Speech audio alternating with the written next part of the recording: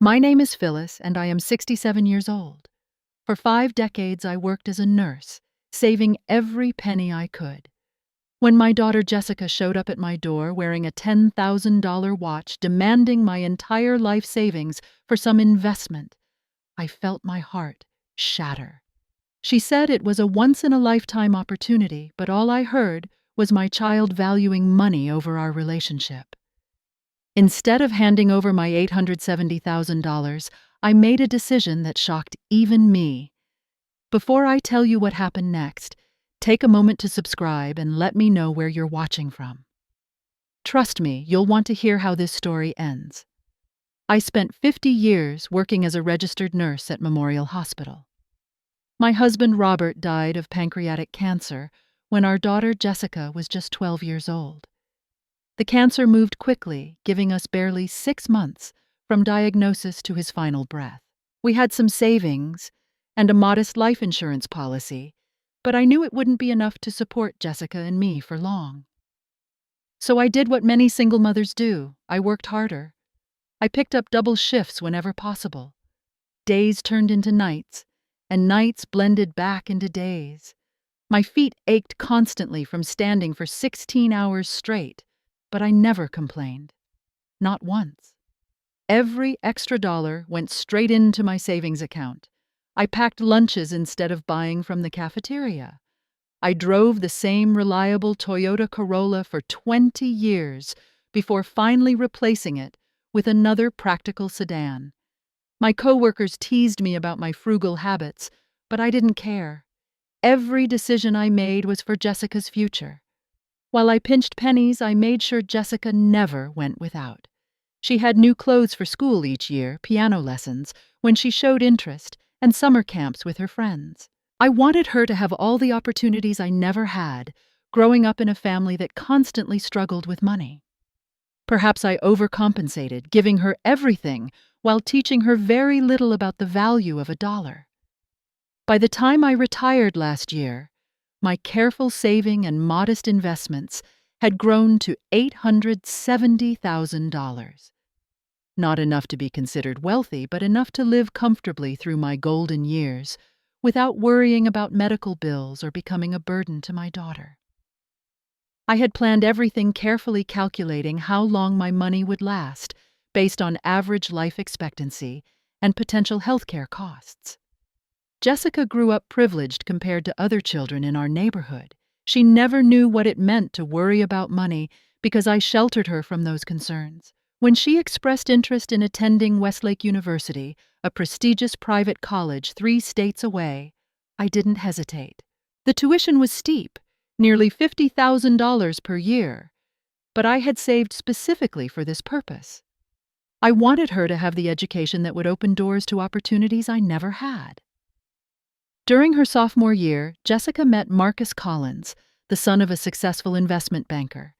He drove a luxury car, wore designer clothes, and took Jessica to expensive restaurants I could never afford. At first, I was happy she found someone who treated her well, but with each visit home, I noticed subtle changes in my daughter. Her clothes became more expensive, her taste more refined, and her conversations increasingly centered around material possessions. After graduation, Marcus proposed with a diamond ring that must have cost more than my annual salary. Jessica called me excited about planning a wedding that would rival those in celebrity magazines.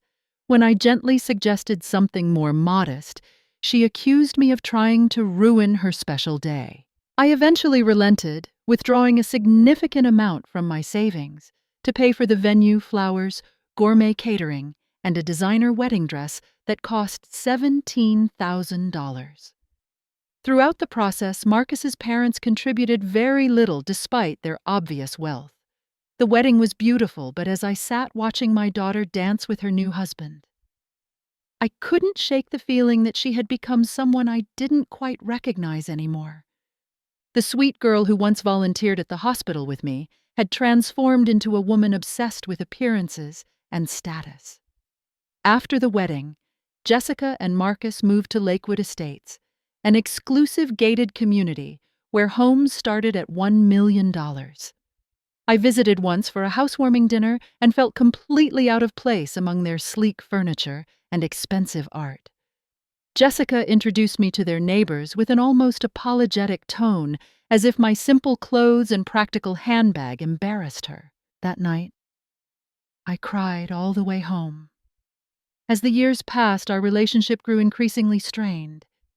Jessica rarely called unless she needed something: money for a home renovation, a loan to start a small boutique that quickly failed, or contributions to various fundraisers in her social circle.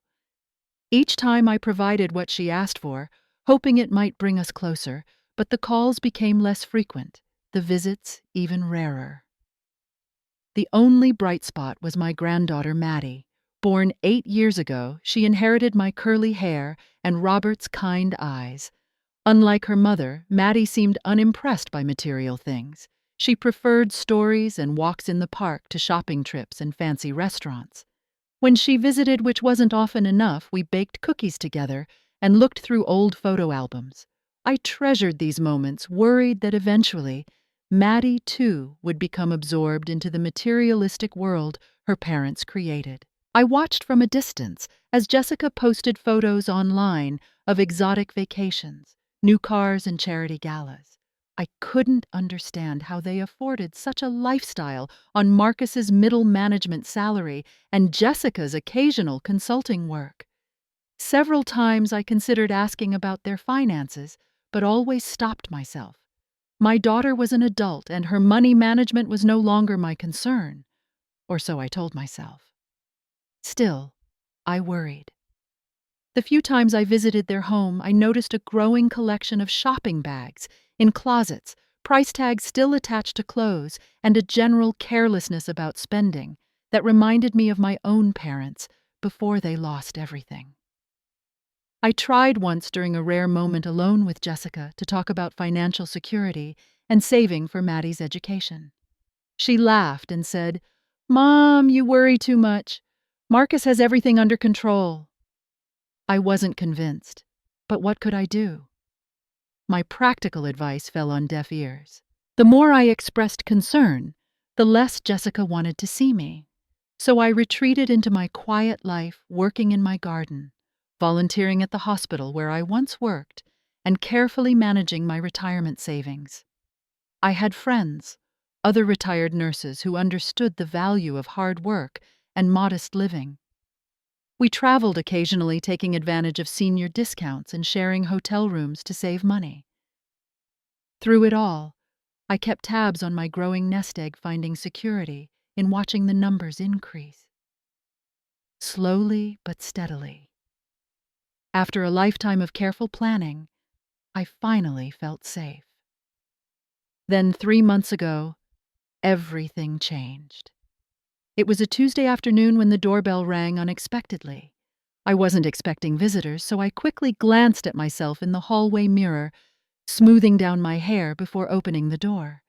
There stood Jessica and Marcus looking out of place on my modest porch. Jessica wore a cream-colored designer suit that probably cost more than 3 months of my pension, and a gold watch that caught the sunlight. Later, I would learn that watch cost $10,000, more than I spent on her first car. "Mom, surprise visit." Jessica leaned in for an air kiss, careful not to smudge her perfect makeup against my cheek. Her perfume was overwhelming, something expensive and French. Marcus stood behind her, tapping at his phone, barely looking up to acknowledge me. "Mrs. Walker, good to see you," he mumbled without meeting my eyes.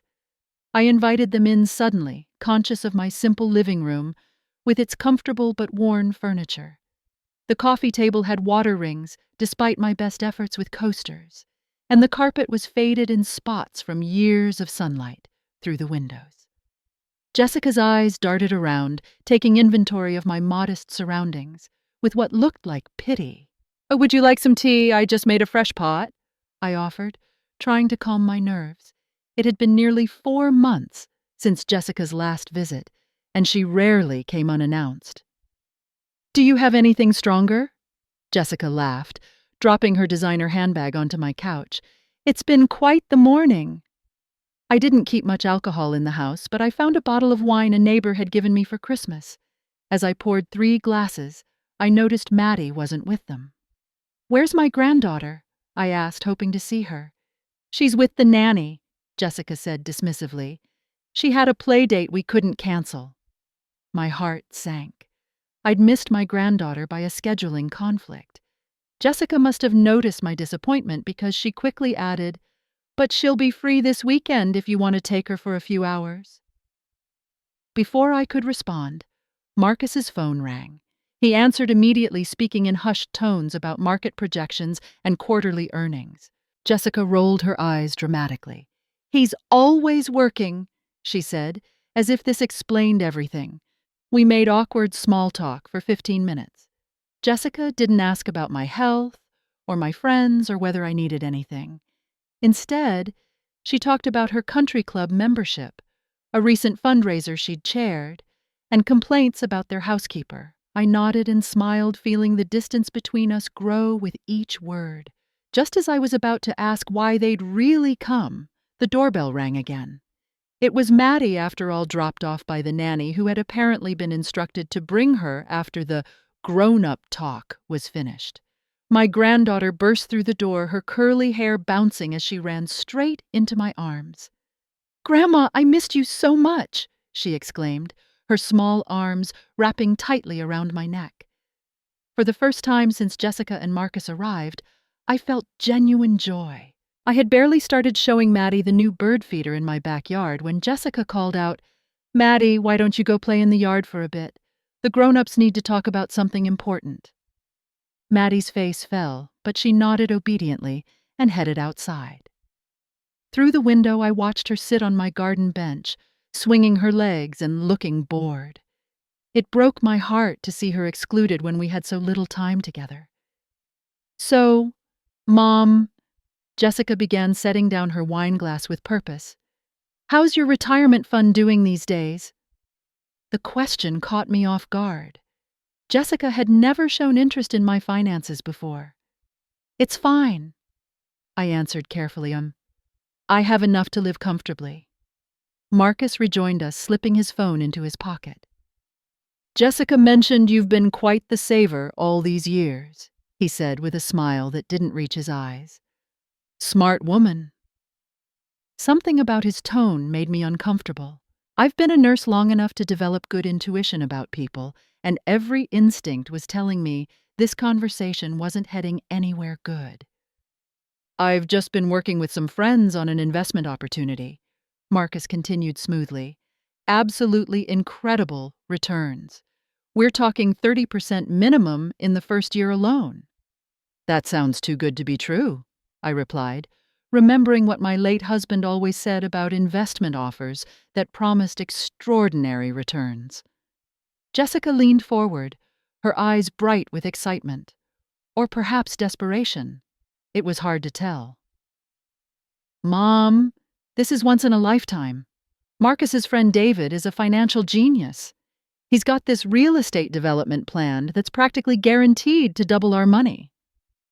"Our money," I echoed, not liking where this was heading. "Well, that's why we're here," Jessica said, her voice taking on a wheedling quality I recognized from her teenage years when she wanted something expensive. "We need some capital to get in on the ground floor, just a loan until the returns start coming in." I took a deep breath. "How much are you talking about?" Jessica and Marcus exchanged glances. "Well," she said slowly, "ideally we could use your entire retirement savings." I nearly choked on my wine. "My entire savings, Jessica, that's everything I have for my future." "But think about it, Mom," she pressed. "With the returns David is projecting, you'll have even more money in just a year or two. Plus, you're living so simply. You don't even need that much." The casual dismissal of my careful planning and modest lifestyle stung deeply.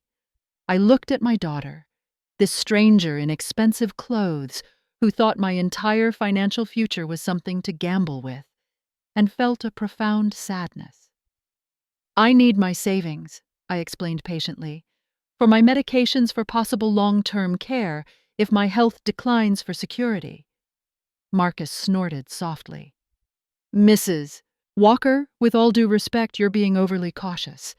This investment is as close to a sure thing as exists in the financial world. Then why do you need my money? I asked bluntly. If it's such a sure thing, surely you can find investors elsewhere. Jessica's pleasant facade cracked slightly. Because they're only accepting a limited number of investors and we need to act fast. Plus, this is a family opportunity. Don't you want to help secure Maddie's future? At the mention of my granddaughter, I glanced outside again. She was now picking flowers from my garden, arranging them in a small bouquet. No doubt for me.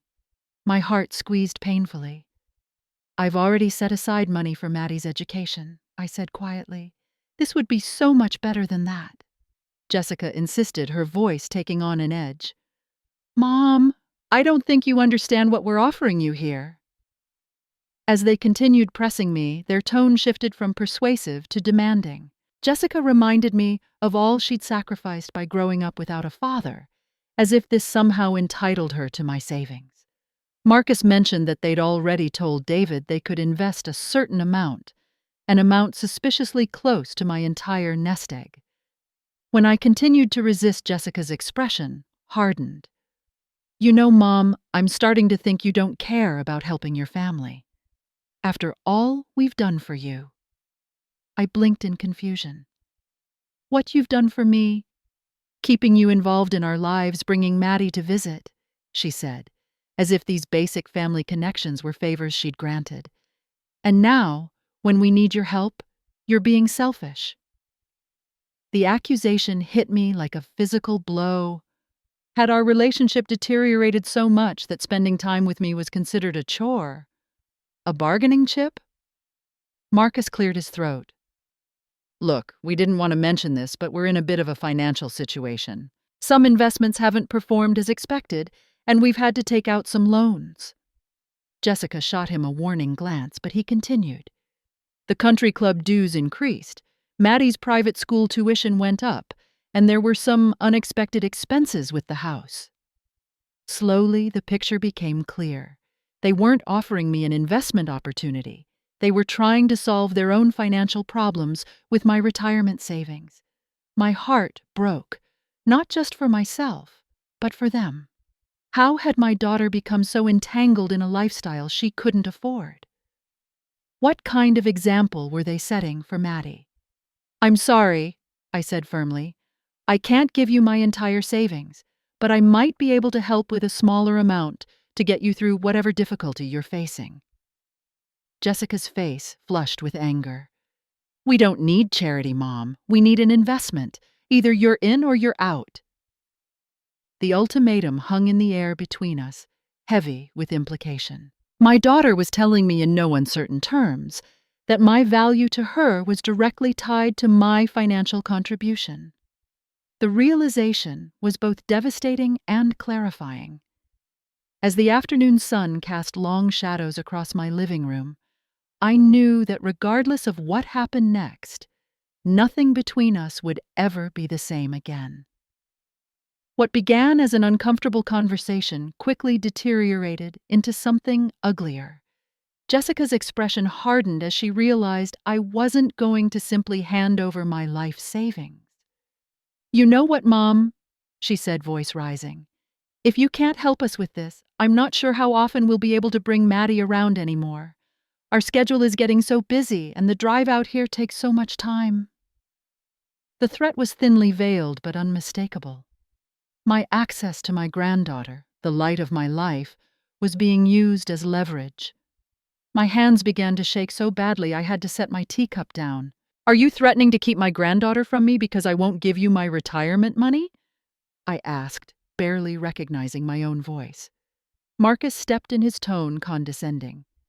Phyllis, nobody's threatening anything. We're just pointing out realities. Family supports family.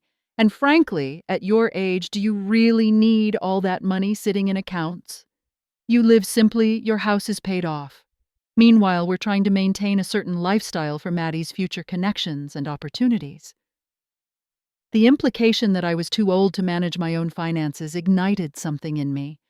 I'd worked as a charge nurse for decades, managing entire hospital floors during crisis situations. I'd raised a child alone while working full-time. I'd navigated the healthcare system during Robert's illness and handled all our finances after his death. Yet here was my son-in-law suggesting I needed someone else to make decisions for me. "I've managed my money for 67 years," I said coldly. "I think I'll continue doing so." Jessica threw her hands up in exasperation. "God, Mom, you've always been so stubborn. This is exactly why Dad used to get so frustrated with you." The mention of Robert, her father who had never been anything but supportive of my financial caution, was the final straw. Years of resentment and unspoken grievances erupted as we argued about the past, about my parenting, about her choices. Old wounds were ripped open as Jessica accused me of being controlling, cheap, and judgmental of her lifestyle. "You've never approved of anything I've done," she shouted. "Not my marriage, not our home, not how we're raising Maddie." "I've supported every decision you've made," I countered, keeping my voice level despite my racing heart. "I paid for your university education, your wedding, your failed boutique.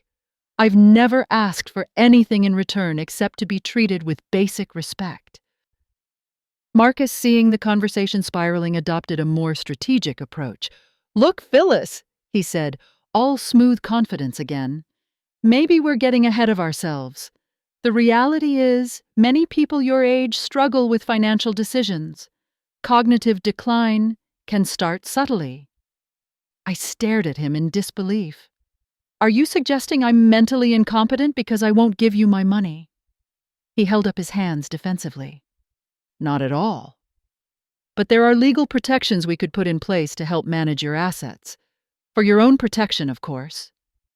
The threat was no longer veiled. They were suggesting getting legal control of my finances if I wouldn't voluntarily hand over my savings. A cold fear washed over me as I realized how far they might go. "I think you should leave," I said quietly. Jessica stood grabbing her designer purse. "Fine, but this isn't over. We need an answer by tomorrow. Either you come to this bank with us to transfer the funds, or we'll have to explore other options for your financial management." Just as they were gathering their things, the back door opened and Maddie came in, clutching a small bouquet of daisies from my garden. "Grandma, I picked these for you," she said, oblivious to the tension in the room. Jessica snapped. "Maddie, put those down. They probably have bugs. We're leaving." Maddie's face fell as she looked between us. "But why, we just got here, and Grandma looks sad." The innocent observation pierced the armor I'd been trying to maintain. Tears threatened to spill as I knelt down to Maddie's level. "I'm okay, sweetheart, and I love the flowers. Thank you." Jessica grabbed Maddie's hand. "We have to go. Say goodbye to Grandma." As they headed for the door, Maddie looking back over her shoulder in confusion, I heard her small voice ask, "Why is Grandma crying? Did someone hurt her feelings?" Jessica didn't answer. Practically dragging my granddaughter to their luxury SUV parked in my driveway, I stood in the doorway watching them leave, feeling as though something precious had just been taken from me. Once they were gone, I sank into my favorite chair, the one Robert and I had bought when we first married. The afternoon sun streamed through the windows, illuminating dust particles dancing in the air. But I felt only cold dread. My daughter had essentially given me an ultimatum: surrender my financial security or potentially lose access to my granddaughter and face legal action. I couldn't sleep that night. Every time I closed my eyes, I saw Jessica's cold expression, so different from the warm, loving daughter I remembered. I paged through old photo albums, tracing the progression from the smiling child who'd curl up beside me during thunderstorms to the hard-faced woman who'd sat in my living room making demands. Where had I gone wrong? Had I given too much? Not enough? Had my focus on financial security somehow taught her that money was the most important thing, Or had I sheltered her so completely from financial hardship that she never learned its value? Around midnight, my phone rang. It was Nancy, my oldest friend and former colleague from the hospital. "I just had a feeling I should check on you," she said when I answered. "One of my intuitions. Everything okay?" I broke down then, telling her everything that had happened. Nancy had warned me for years that Jessica was taking advantage of my generosity. "Oh, Phyllis," she sighed when I finished. "What are you going to do?" "I don't know," I admitted.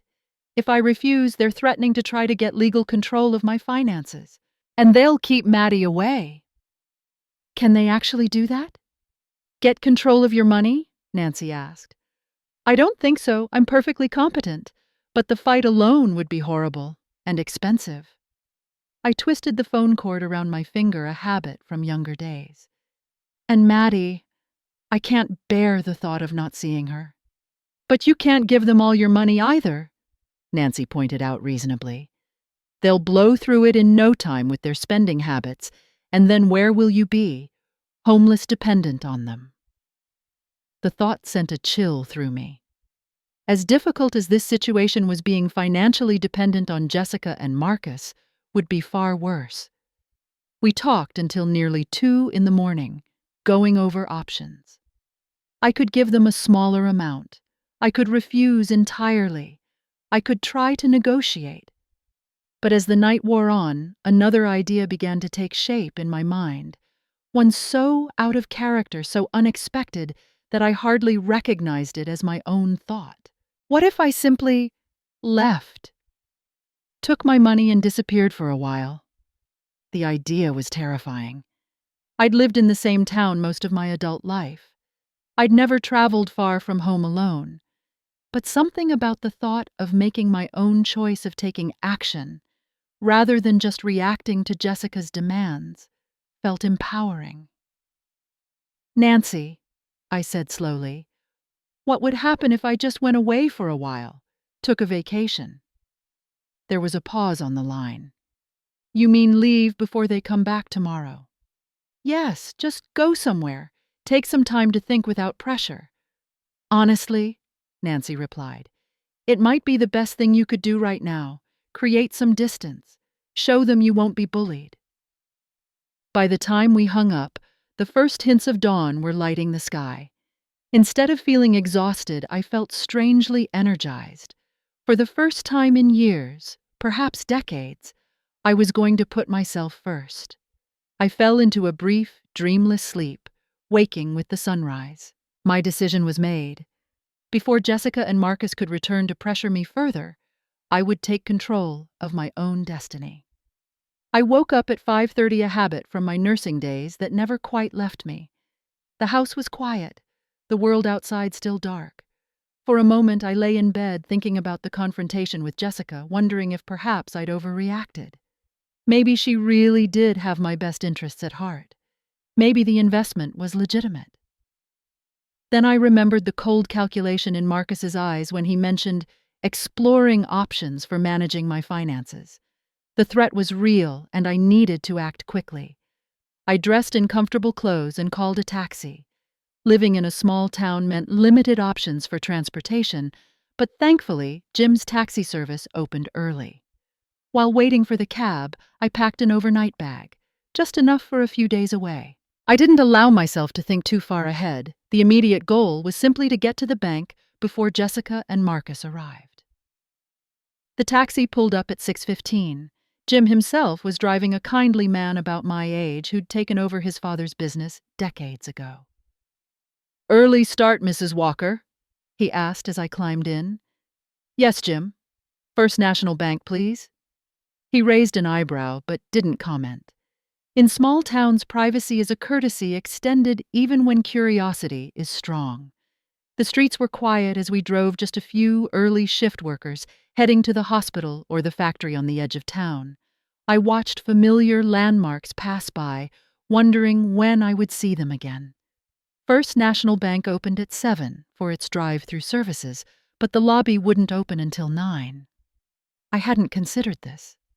Jim noticed my distress when we pulled up to the darkened building. Everything all right, Mrs. Walker? He asked, genuine concern in his voice. I need to make a withdrawal, but they're not open yet, I explained, feeling my careful plan already falling apart. Jim checked his watch. Well, I don't have another fare until 8:30. Why don't I take you for breakfast at Dina's and then bring you back when they open? Dina's diner was nearly empty at that hour, just a few truckers and the usual group of retired men who gathered daily for coffee and complaints about local politics. I ordered toast and eggs but could barely eat. My mind raced with doubts and second thoughts. Was I overreacting? Would Jessica really try to take legal control of my finances? Was I throwing away my relationship with my daughter and granddaughter over money? But the more I thought about it, the more I realized this wasn't about money at all. It was about respect, autonomy, and healthy boundaries, things that had been eroding in our relationship for years. The money was just the breaking point. By the time Jim dropped me back at the bank at 9 sharp, my resolve had strengthened. I was one of the first customers through the door. Martha, the branch manager, greeted me with surprise. In 30 years of banking, there I'd rarely made withdrawals, only deposits and transfers. Good morning, Mrs. Walker. What can we do for you today? I need to make a significant withdrawal, I said quietly, from my retirement account. Martha's professional smile faltered slightly. She led me to her office away from the main floor. May I ask how much you're looking to withdraw? $800,000, I replied, keeping my voice steady despite the enormity of the request. Martha blinked rapidly. That's nearly your entire balance, Mrs. Walker. Is everything all right? Everything's fine, I assured her. I'm making some investment changes. Her expression turned concerned. Mrs. Walker. Phyllis. I hope you don't mind me asking, but is someone pressuring you to withdraw this money? We've seen cases of elder financial abuse, and such a large withdrawal is unusual for you. I appreciated her concern but needed to move quickly. No one is pressuring me, Martha. This is my decision entirely. She didn't look convinced. Would you mind if we called in our security specialist just as a precaution? The bank has policies about large withdrawals, especially from retirement accounts. For the next hour, I spoke with Martha and Bill, the bank's fraud prevention officer. They asked careful questions about my plans for the money, whether anyone had contacted me about investments or prizes, whether family members had recently requested financial assistance.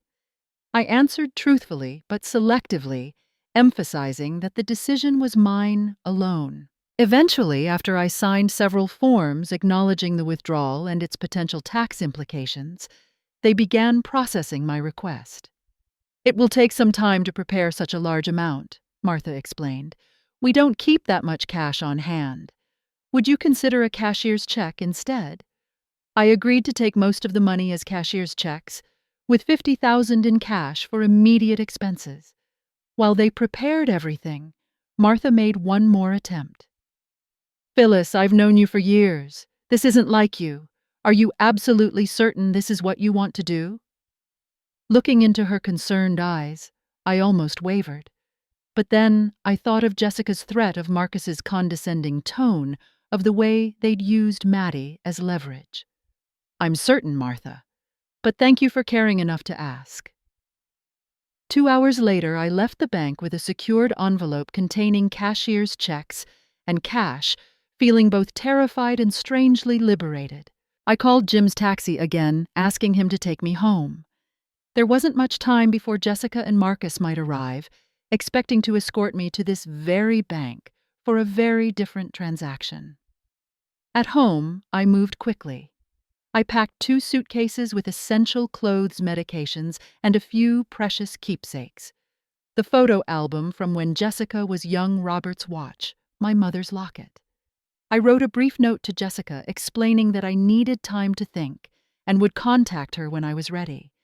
I didn't mention where I was going, partly because I wasn't entirely sure myself. As I looked around my home one last time, emotions overwhelmed me.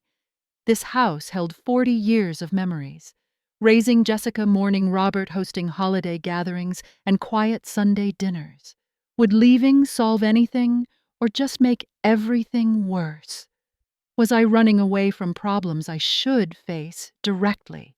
My phone rang, startling me from my thoughts. It was Jessica. My heart pounded as I stared at the screen, debating whether to answer. Finally, I silenced it and continued packing. Whatever she had to say, I needed space and time before I could hear it objectively. I called my neighbor Grace, who had kept an eye on my house during previous short trips to visit my sister in Arizona. "Grace, I need to go away for a while. A family situation. Could you collect my mail and check on the house occasionally?" Grace, bless her, didn't ask questions. "Of course, Phyllis. How long will you be gone?" "I'm not entirely sure. A few weeks, possibly longer." "Don't you worry about a thing. Walter and I will keep everything shipshape until you return." My next call was to Jim's taxi again. The poor man was probably wondering what emergency had befallen the normally homebound Mrs. Walker to require 3 taxi rides in one day. When he arrived, I asked him to take me to the airport in the neighboring city, about an hour's drive away. "Taking a trip, Mrs. Walker?" he asked as he loaded my suitcases. "Yes," I replied simply. "I think I'm long overdue for one." As we pulled away from my house, I saw a black luxury SUV turning onto my street. Jessica and Marcus right on schedule for their planned bank visit. I ducked down instinctively, though the taxi had already rounded the corner. Jim glanced at me in the rearview mirror, but kindly said nothing. My phone rang repeatedly during the drive to the airport. Jessica, then Marcus, then Jessica again. I turned it off completely. Whatever they had to say could wait until I was somewhere else, somewhere I could think clearly without pressure. At the airport, everything felt surreal. I hadn't flown in 15 years, not since Robert and I took a 25th anniversary trip to San Francisco. The terminals were more crowded, the security procedures more complex. I stood staring at the departure board, realizing I hadn't actually decided where to go. Scanning the destinations, one jumped out at me: Honolulu, a place I'd always wanted to visit but never had. Robert and I had talked about going for our 30th anniversary, but he didn't live to see it. Hawaii had remained a dream, deferred, one of many, sacrificed to practicality and circumstance. Approaching the ticket counter, I did something completely out of character. "One first-class ticket to Honolulu on your next available flight, please." The airline representative looked surprised at my spontaneity, but processed the ticket efficiently. 5 hours later, I was settling into a plush first-class seat, my heart racing with a mixture of terror and exhilaration. What was I doing? Had I lost my mind? Just before takeoff, I turned my phone back on briefly to send a text to Nancy, letting her know I was safe and would call when I landed. As the flight attendant announced electronic devices should be switched to airplane mode, I saw Jessica's name flash on my screen again. This time, I answered. "Mom, where are you? We've been at your house for hours." Her voice was shrill with anger and something that might have been concern. "I'm taking some time for myself, Jessica," I said calmly. "I'll be in touch when I'm ready to talk." "What are you talking about?" "Where's the money? Did you withdraw it?" The question confirmed everything I needed to know about her priorities. "I need to go now. The plane is about to take off." "Plane? What plane?" "Mom, what have you done?" Her voice rose in pitch as realization dawned. "You can't just leave. What about our investment? What about Maddie?" The mention of my granddaughter sent a pang through my heart, but I remained firm. "I love Maddie very much, and I love you too, Jessica, but I need some time. I'll call you in a few days." "Mom, don't you dare!" I ended the call and switched off my phone as the plane began taxiing. Looking out the window at the familiar landscape growing smaller below me, I felt a curious mixture of guilt and liberation. For perhaps the first time in my adult life, I was doing something completely unexpected, completely for myself. As the plane lifted into the clouds, I closed my eyes and allowed myself a small smile. Whatever happened next, at least I had taken control of my own story. The flight to Hawaii was the longest I had ever taken, nearly 10 hours, including a brief stopover in Los Angeles. I spent most of it alternating between anxiety about what I had done and unexpected excitement about what lay ahead. The flight attendants in first class were attentive, offering champagne and gourmet meals that I barely tasted. My mind was too full of swirling thoughts. Had I overreacted? Was I throwing away my relationship with my only child over money? But then I would remember Jessica's cold calculation, the way she and Marcus had tried to manipulate me, and my resolve would strengthen again. This wasn't about money. It was about respect boundaries and being treated like a capable adult rather than an ATM or a burden. When we finally landed in Honolulu, the humid tropical air hit me like a warm blanket as I stepped off the plane. Palm trees swayed against a vibrant blue sky, and even the airport had an open, airy feel, so different from the utilitarian structures back home. I felt as though I'd landed on another planet rather than just another state. In the terminal, I turned my phone back on, bracing myself for the barrage of messages. There were 17 missed calls from Jessica, 5 from Marcus, and several text messages ranging from angry demands to know where I was to tearful pleas to come home. I ignored them all and called Nancy instead. "You did it!" she exclaimed when I told her where I was. Phyllis Walker, world traveler. I never would have believed it. "I can hardly believe it myself," I admitted, watching travelers with colorful leis pass by. "I've never done anything like this in my life." "That's exactly why it was needed," Nancy said firmly. "So, what's your plan?" I hesitated. I hadn't thought much beyond getting here. I suppose I need to find a hotel. Nancy laughed. "If you're going to do this, do it properly. Get yourself a nice room with an ocean view. You've earned it." Taking her advice, I splurged on a beachfront hotel in Waikiki. The room cost more per night than I typically spent in a month on discretionary items. But as I stood on the balcony watching waves crash against pristine sand, I couldn't bring myself to regret it. The ocean stretched endlessly toward the horizon, vast and unchanging, yet constantly in motion, much like life itself. That first night I slept better than I had in months, lulled by the sound of distant waves, and the knowledge that for now, at least no one could make demands of me. No one even knew where I was, except for Nancy, who had promised to keep my secret. The next morning I ventured down to the hotel restaurant for breakfast, feeling self-conscious and out of place among the younger tourists with their fashionable resort wear. I was studying the menu when a voice interrupted my thoughts. "First time in Hawaii?" I looked up to see a woman about my age with silver hair cut in a stylish bob, wearing a flowing, tropical print dress that somehow managed to look elegant rather than touristy. "Is it that obvious?" I asked with a small smile. "Only because you have that wonderful look of first-day wonder," she replied. "I'm Eleanor. Would you mind if I joined you? My breakfast companion canceled and these tables are hard to come by." Eleanor was a widow from California who visited Hawaii twice yearly. Over papaya and coffee, she shared insider tips about which beaches to visit, which tourist traps to avoid, and which local restaurants served authentic Hawaiian cuisine rather than overpriced imitations. "Are you here alone?" she asked eventually, with the directness that often comes with age. "Yes," I admitted. "It's a rather spontaneous trip." Eleanor studied me thoughtfully. "The spontaneous ones are often the most necessary, running toward something or away from something." Her perception startled me. "Perhaps a bit of both." She nodded as if this made perfect sense. "Most of us here are. That's the magic of islands. They can be both an escape and a destination."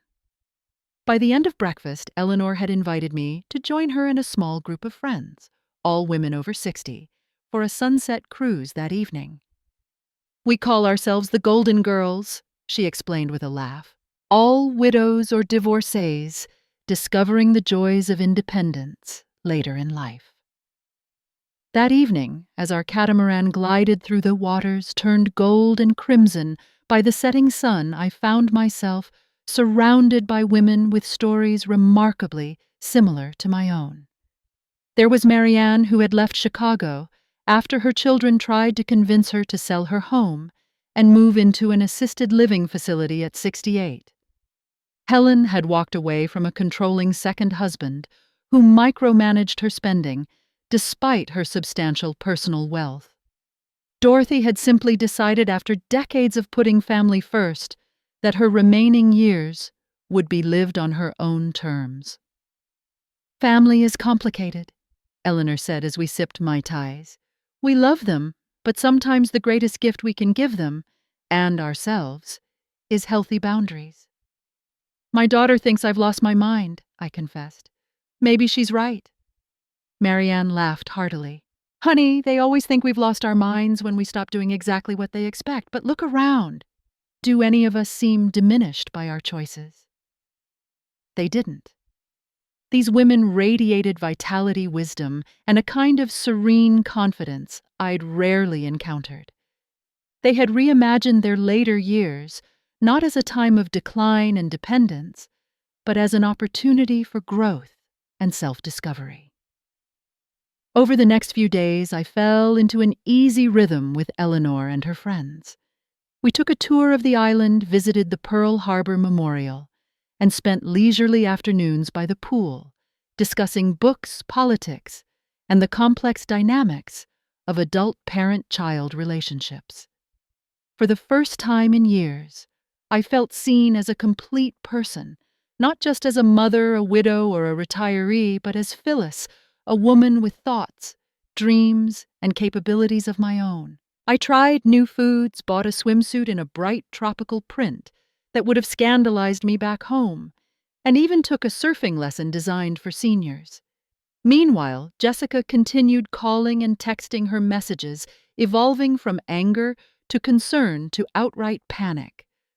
I responded only briefly, assuring her I was safe but needed time. I couldn't bring myself to talk with her directly yet. The wound was still too fresh, my newfound independence too fragile. The only calls I regretted missing were from Maddie. Jessica had apparently allowed her to leave voicemail messages, small voice asking where I was and when I was coming home. These broke my heart, and several times I nearly booked a return flight after hearing them. But something held me back. Perhaps the knowledge that returning too soon would simply reset the same unhealthy dynamics that had driven me away. About 3 weeks into my Hawaiian adventure, I received an unexpected call from Grace, my neighbor. "Phyllis, I thought you should know. Your daughter has been coming by the house almost daily, and today she brought someone who looked like a lawyer. They were taking pictures of your garden, your mail pile, everything. She told Walter they're concerned about your mental state." My blood ran cold. Jessica was building a case against me just as she and Marcus had threatened. The fact that I'd withdrawn large sums of money and left town unexpectedly would only strengthen their narrative that I was mentally unstable and needed someone to manage my affairs. "Thank you for telling me, Grace," I said, trying to keep my voice steady. "Please continue to collect my mail. I'll be in touch soon." After hanging up, I shared the situation with Eleanor, who immediately went into action mode. "First," she said, "we need to establish that you're perfectly competent. Visit a doctor here for a routine checkup. Get it documented. Second, talk to a lawyer yourself before they can make a move." "I don't know any lawyers in Hawaii," I protested. Eleanor smiled grimly. "Lucky for you, I was a family law attorney for 40 years before retiring, and I still have my license and connections." With Eleanor's guidance, I spent the next few days documenting my mental clarity, consulting with a local attorney about interstate legal issues, and developing a strategy to counter Jessica's potential claims.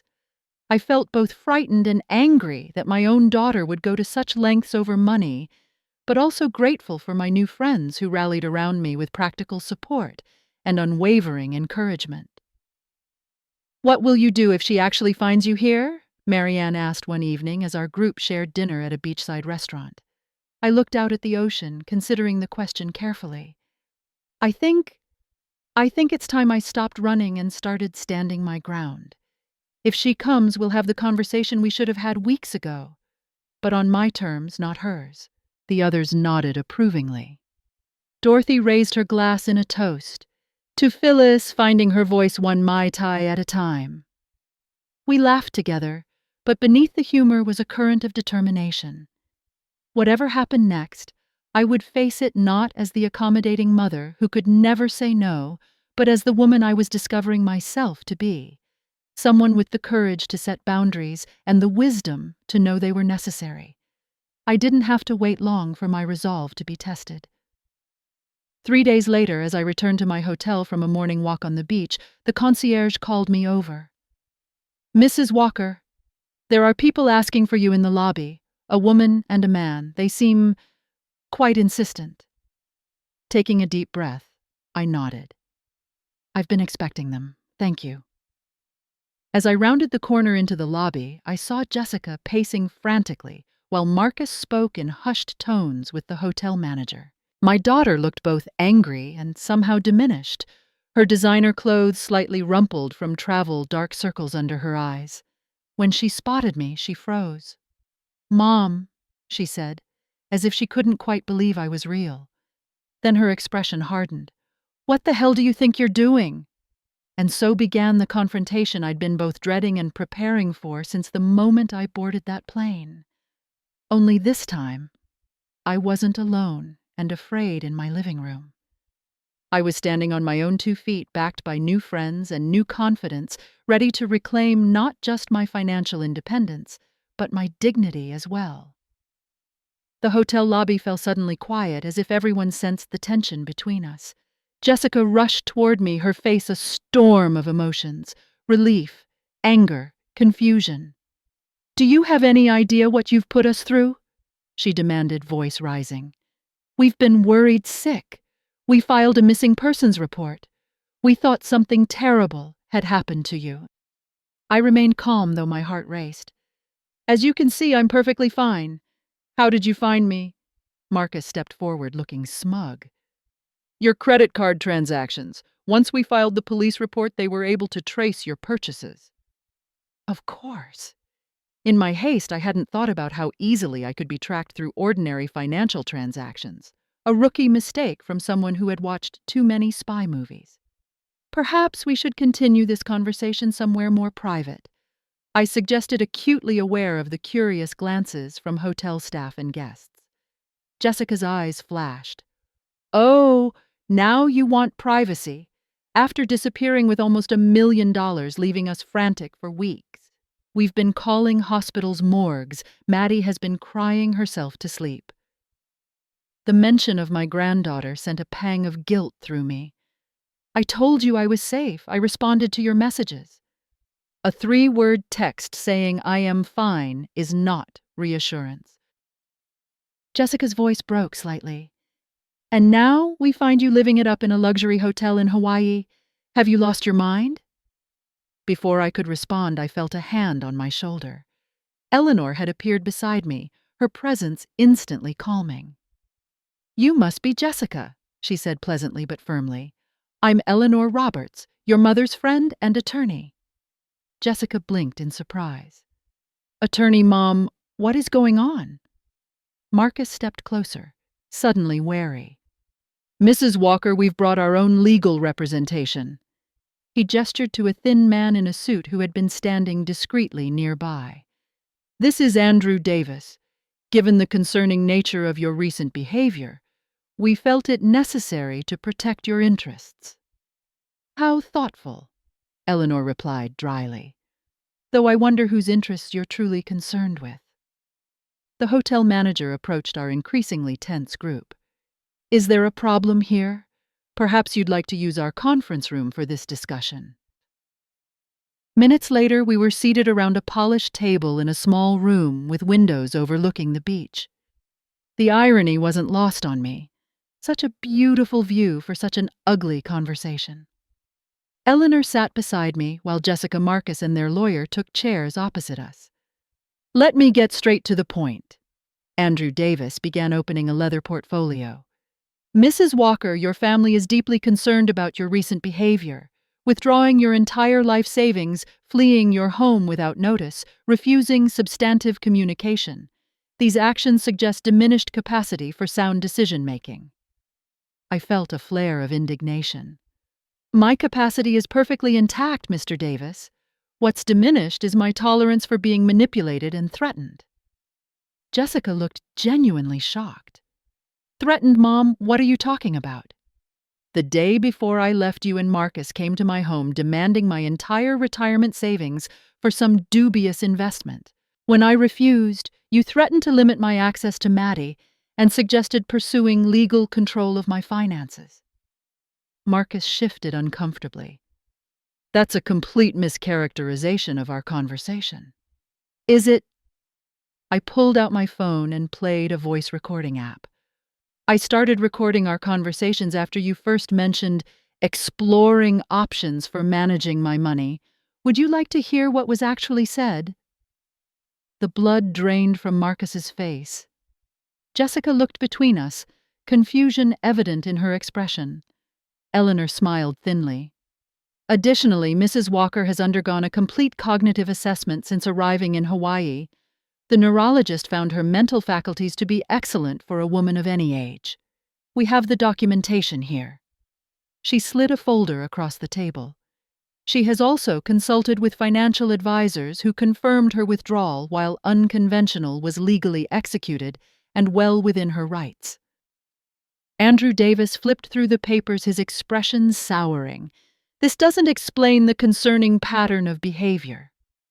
"The concerning pattern," I interrupted, finding strength in Eleanor's steady presence, "is how my daughter and son-in-law have increasingly viewed me as either a financial resource to be tapped or a burden to be managed, rather than a person deserving of respect and autonomy." Jessica's eyes filled with tears. "That's not fair, Mom. We love you. We've been terrified something happened to you." "And yet your first question when you found me wasn't, 'Are you okay?' but 'What are you doing with the money?'" I pointed out gently. "Jessica, I've tried to give you everything throughout your life. Your education, your wedding support for your business ventures. But somewhere along the way, you started expecting rather than appreciating. You began to see my savings not as my security for the future, but as your inheritance to use now." Marcus cleared his throat. "Mrs. Walker, I think there's been a misunderstanding. We simply wanted to include you in an investment opportunity that would benefit the whole family. An investment opportunity that required my entire retirement savings, and about which you provided no documentation, prospectus, or details." I shook my head. "Please don't insult my intelligence further, Marcus." Andrew Davis attempted to regain control of the conversation. "Regardless of past misunderstandings, we need to address the current situation. Mrs. Walker has withdrawn substantial assets and is spending them at an alarming rate." Eleanor interrupted smoothly. "My client has spent approximately $8,000 of her own money on a well-deserved vacation after 50 years of employment and responsible financial management. Hardly alarming." "The issue," I said, looking directly at Jessica, "isn't the money itself. It's what the money represents. My lifetime of work, my security, my independence. When you demanded it all, without consideration for my needs or wishes, you weren't just asking for dollars and cents. You were asking me to surrender my autonomy and dignity." Jessica's composure finally broke. She covered her face with her hands, shoulders shaking. "You don't understand," she sobbed. "We're in trouble. Real trouble." Marcus shot her a warning look. "Jessica, don't—" "No, Marcus. I can't do this anymore." She looked up at me, mascara streaking down her cheeks. "Mom, We're drowning in debt. The investment Marcus mentioned, it wasn't the first. He's been putting our money into his friend David's schemes for years, and we've lost almost everything. The house has 2 mortgages. We've maxed out credit cards. The bank is threatening foreclosure. The revelation hung in the air, heavy and damning. Marcus stared at the table, jaw clenched in silent fury. Andrew Davis looked as though he wished to be anywhere else. "Why didn't you just tell me?" I asked quietly. "Why the manipulation, the threats?" "Because I was ashamed," Jessica cried. "Look at how I've been living. The cars, the clothes, the country club. It was all a house of cards, and I couldn't bear for you to know I'd failed so completely, that I'd been so stupid." I felt a complex swirl of emotions, anger at the deception, sadness for my daughter's situation, relief that the truth was finally emerging. "Jessica, I would have helped you if you'd been honest. I've always helped you. But you tried to take everything I had without any regard for my future." Marcus finally spoke, his voice tight. "We were desperate. David convinced me this new development was guaranteed to turn everything around, one big score to fix all the smaller losses." "And you needed my entire savings for this big score?" I asked incredulously. He couldn't meet my eyes. "The minimum buy-in was $750,000. We had nowhere else to turn." Eleanor, who had been listening intently, leaned forward. "Mr. Collins, did you perform any due diligence on this investment? Review financial statements. Consult independent advisors." His silence was answer enough. Jessica wiped her tears, looking suddenly exhausted. "Mom, I don't expect you to forgive us. What I did was wrong. But please come home. Maddie misses you terribly. We can figure something out." I studied my daughter's face, seeing both the manipulative woman who had threatened me and the little girl I had raised alone. "I will come home eventually," I said softly, "but not yet. And when I do, things will be different between us." Andrew Davis, sensing the changing dynamics, gathered his papers. "Perhaps we should adjourn for now. It seems there are personal matters to resolve before legal considerations." After he left, along with a reluctant Marcus, Jessica and I remained in the conference room with Eleanor. My daughter looked broken, all pretense of sophisticated confidence stripped away. "How bad is it really?" I asked. Jessica sighed deeply. "We're 3 months behind on the mortgage. Marcus's car was repossessed last week. We've pulled Maddie from her private school." She twisted her wedding ring nervously. "I sold my jewelry. Well, most of it. I couldn't bear to part with the necklace you gave me for my 21st birthday." The mention of that simple silver necklace, one of the few nice pieces I could afford to give her, touched something in me. Perhaps there was still a connection to the daughter I'd raised, buried beneath years of materialism and poor choices. Eleanor excused herself tactfully, leaving us alone. For the first time in perhaps decades, Jessica and I had a truly honest conversation. She admitted feeling inadequate compared to Marcus's wealthy family, which led to trying to match their lifestyle regardless of what it cost. I confessed my hurt at being increasingly sidelined in her life unless money was needed.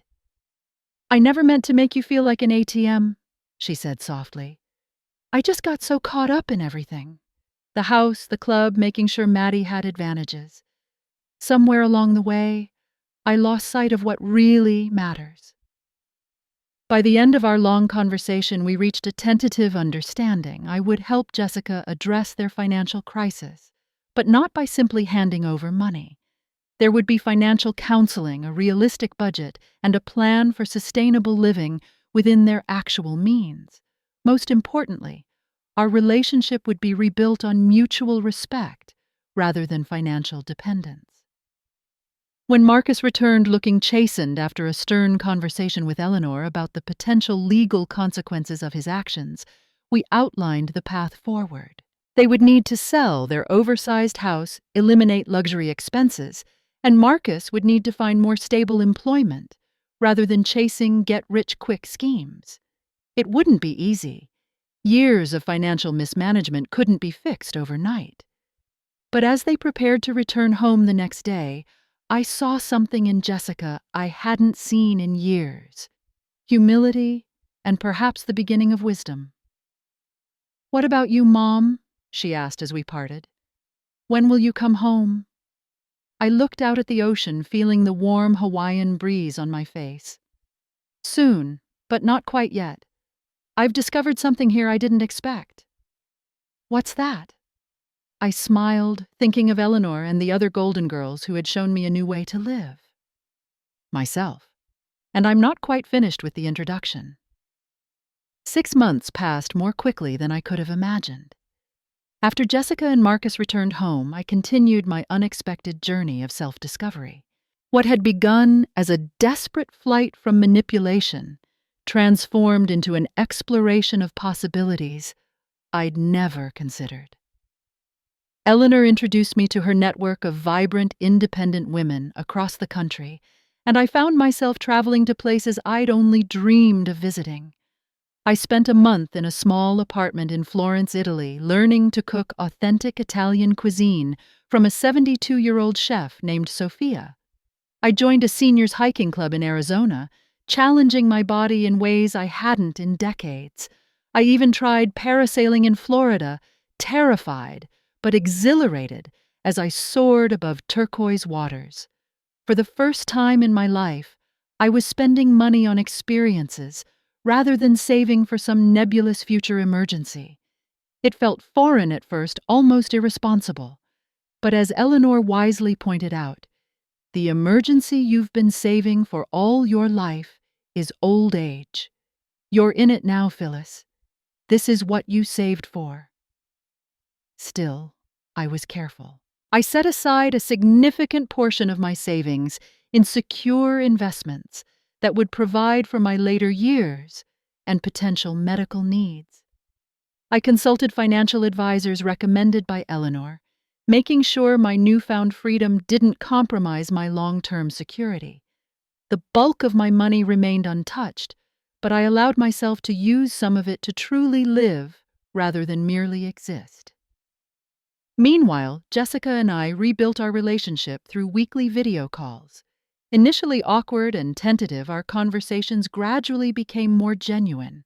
She kept me updated on their financial progress, selling the too expensive house, moving to a modest townhome, Marcus finding work at an established financial firm with a regular salary rather than commission-based schemes. It wasn't easy for them.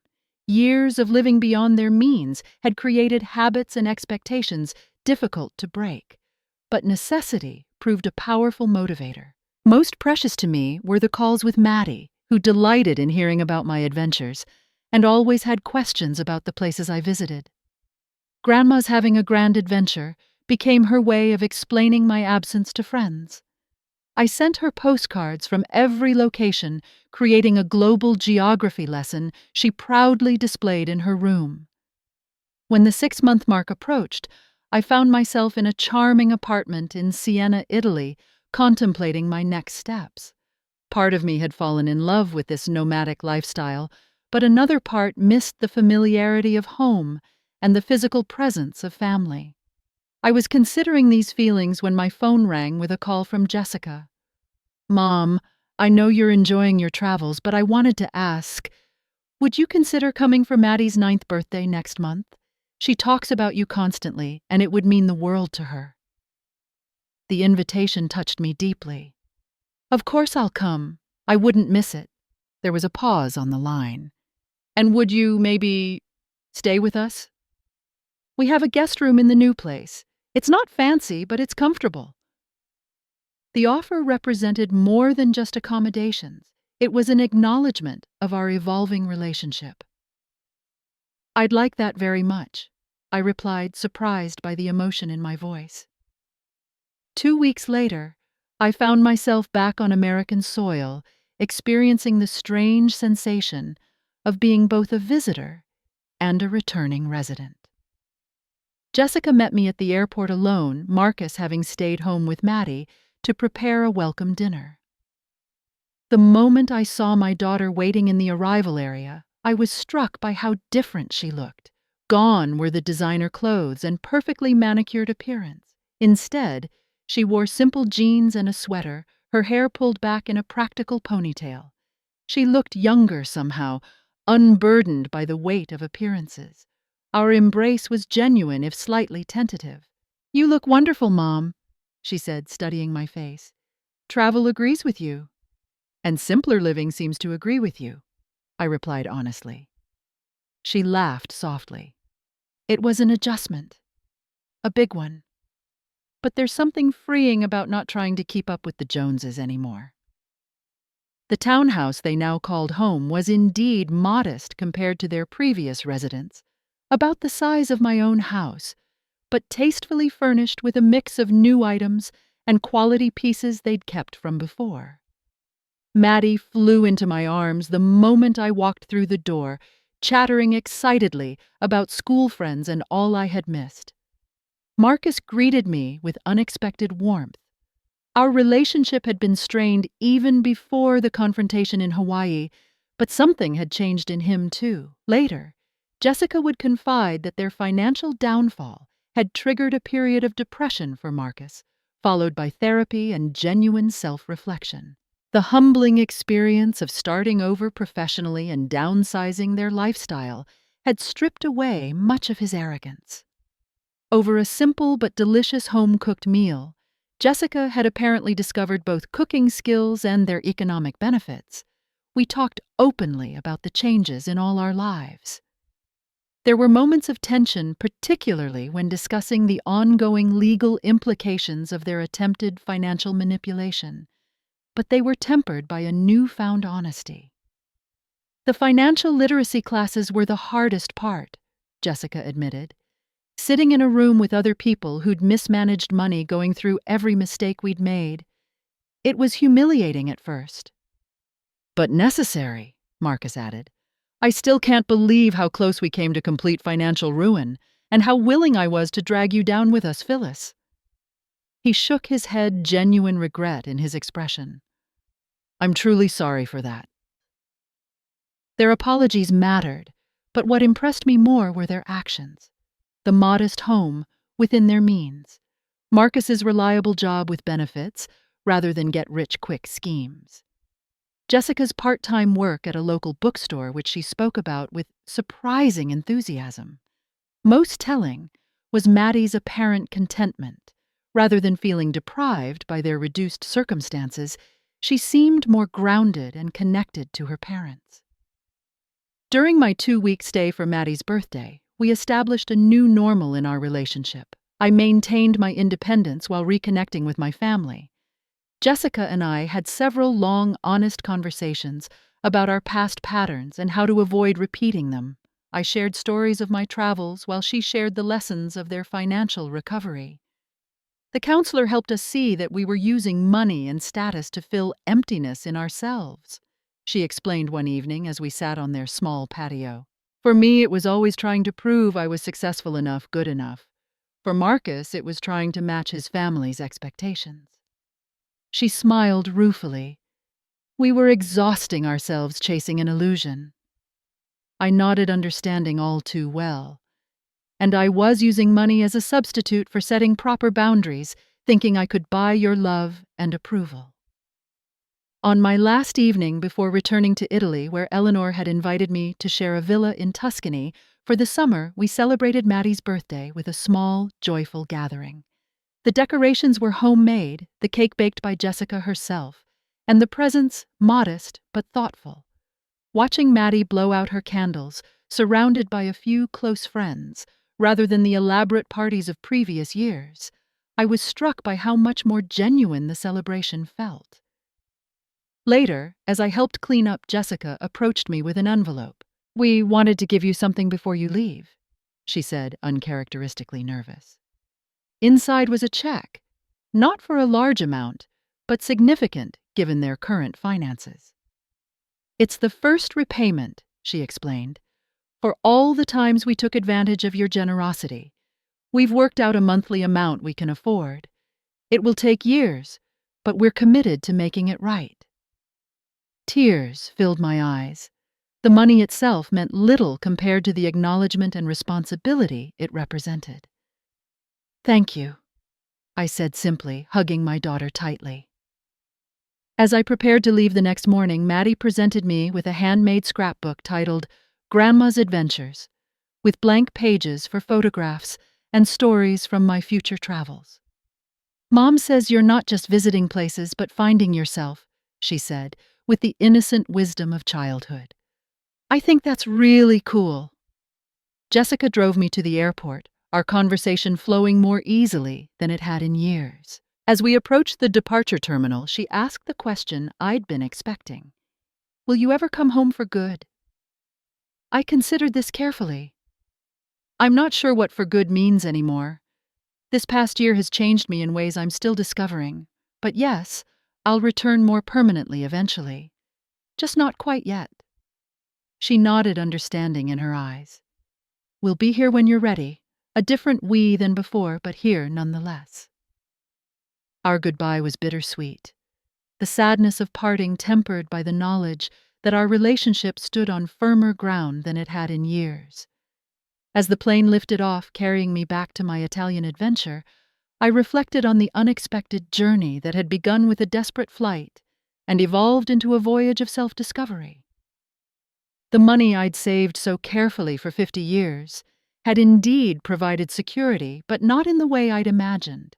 It had given me the freedom to set boundaries, to stand my ground, and ultimately to forge a healthier relationship with my daughter. It had allowed me to discover parts of myself long buried under responsibilities and expectations. Sometimes you have to fly away to find your way back to what truly matters. The money I saved for 50 years bought me more than just a vacation. It bought me back my self-respect and, surprisingly, my daughter, too. What about you? Have you ever had to make a difficult choice between keeping peace in a relationship and standing up for yourself? Or has someone in your family ever made unreasonable demands of you? I'd love to hear your stories in the comments. And if this journey of rediscovery resonated with you, please like, subscribe, and share with others who might need encouragement to set healthy boundaries. Thank you for listening to my story, and remember, it's never too late to begin writing a new chapter in your life.